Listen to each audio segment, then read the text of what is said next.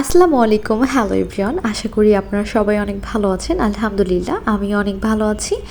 ঈদের পর তেমন একটা আর বের হওয়া হয়নি, তো ফাইনালি আমি তো অনেক সালামি পেয়েছি, ভাবলাম যে সিফাতকে একটু ট্রিট দেওয়া যাক। তো আমি এবং সিফাত মিলে চলে এসেছি কেএফসিতে।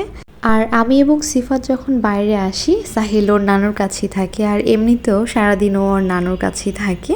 আমি একটু রিল্যাক্স থাকি তাহলে। আর আম্মুর কাছে থাকলে আমার তেমন টেনশনও লাগে না, আম্মু ওকে খাওয়াতে পারে, রাখতে পারে, কোনো ধরনের কোনো সমস্যা হলে আমাকে ফোন দেয়। আর সাহিল এতটাও বিরক্ত করে না, তাই হচ্ছে ওকে রেখে বের হতে পারি। আর এবার ঈদটা আপনারা কেমন কাটালেন, কে কত সালামি পেয়েছেন অবশ্যই কিন্তু আমাকে জানাবেন। ফাইনালি আমাদের খাবার চলে এসেছে, তো এটা নিয়ে আমরা দোতলায় চলে যাচ্ছিলাম। আমরা নিয়েছিলাম ওদের জিঞ্জার বক্স, এটার মধ্যে ছিল 2টা ফ্রেঞ্চ ফ্রাই, 2টা চিকেন ফ্রাই, 2টা বার্গার এবং 2টা ড্রিঙ্কস।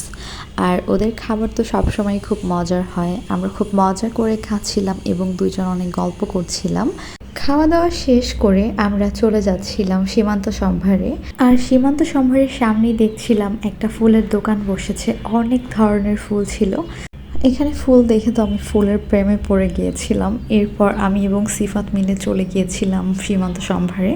যেহেতু বাইরে অনেক গরম ছিল, আমরা দুজন মিলে আইসক্রিম খাচ্ছিলাম, আর আইসক্রিমটা তো খুবই মজার ছিল।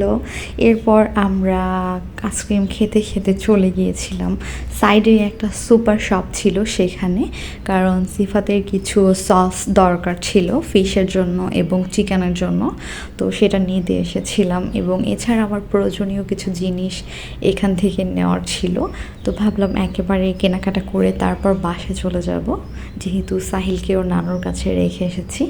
আর আমি আমার বেবিকে বেশিক্ষণ না দেখে একদমই থাকতে পারি না। এটাই হচ্ছে সন্তানের প্রতি মায়ের একটি টান এবং ভালোবাসা। আর ও হচ্ছে এই সসটা অনেক খুঁজছিল, তো ফাইনালি এখানে পেয়ে গিয়েছে। এছাড়াও ও আরও একটি সস নিয়েছিল। কেনাকাটা শেষ করে তারপর আমরা বাসায় চলে গিয়েছিলাম। আজ এই পর্যন্তই, সবাই ভালো থাকবেন, সুস্থ থাকবেন, আল্লাহ হাফেজ।